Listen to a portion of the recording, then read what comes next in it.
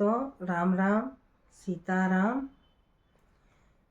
पहले तो दहेज मत लो, और जब दहेज लेना है तो उसका सही प्रयोग करो।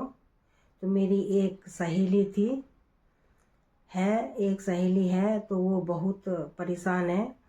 उसने अपने बच्चे की अभी शादी की, करीब अब 2 साल होने वाले हैं।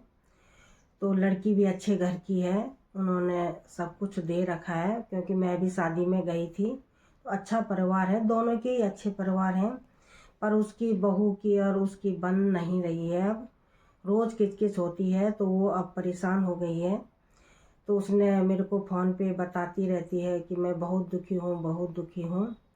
यह क्या बात हुई होगी कि मेरे घर में रोज़ कलेश चलता है। तो उसकी बहू की और उसकी बनती नहीं है। तो मैंने उसे बहुत बार समझाया।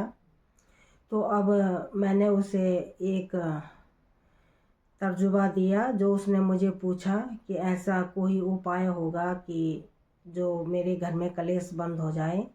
तो मैंने उसे उपाय बताया कि देखो, कलेश घर में तभी चलता है जब शनि कमज़ोर होता है।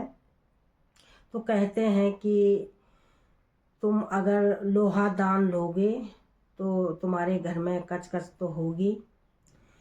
तो जैसे शनि कमज़ोर होता है तो लोग लोहा दान करते हैं, गरीबों की मदद करते हैं। तो मैंने उसे ये बताया कि तुम्हारी बहू को तो बहुत दहेज मिला है, गाड़ी और फ्रिज, कूलर, पंखा, एसी सब कुछ दिया उन लोगों ने। तो शायद ऐसे ही लोहा तुम पे भारी पड़ गया, किसी का दान किया हुआ लोहा भारी पड़ता है। तो उसने बोला इसका उपाय क्या होगा। तो मैंने उसे उपाय बताया कि जो तेरी कमर में लोहे की चाबी है उसे बहू को सौंप दे और फ्री मैंड कर ले, तो देखना तेरी ज़िंदगी बदल जाएगी। तो मैंने तो उसे ये आइडिया बताया जब उसने मुझे पूछा था। तो अब उसने मुझे फ़ोन किया कि सच मैं अब थोड़ा अच्छा लग रहा है, मुझे अच्छा महसूस हो रहा है। अब मैंने सारी जिम्मेदारी दे दी उसी को, तो कि मैंने कहा तू खुश रहे।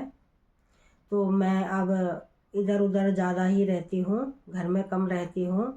तो अब कचकच नहीं होती। तो उसने मेरे को धन्यवाद किया कि तुम्हारा आइडिया अच्छा था।